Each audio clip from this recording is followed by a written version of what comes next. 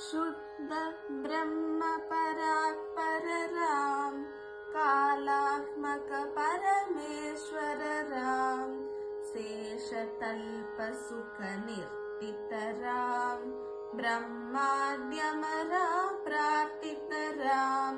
चंड किरण कुल मंडन राम, श्रीमद् दशरथ नंदन राम,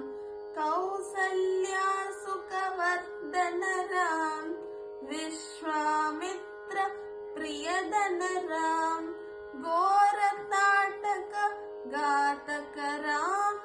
मारीजादि निपातक राम,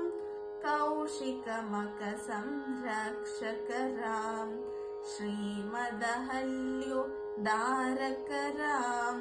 गौतम मुनि संपूजित राम, सुर मुनिवर गण संस्तुत राम, नाविक दाविक मृदुपद राम, मिथिलापुर जन मोहक राम, विदेह मानस रंजक राम, त्रैंबक कार्मुक भंजक राम, सीता प्रीतवर मालिक राम, कृतवैवाहिक कौतुक राम, भार्गव दर्प विनाशक राम, श्रीमदयोध्या बालक राम,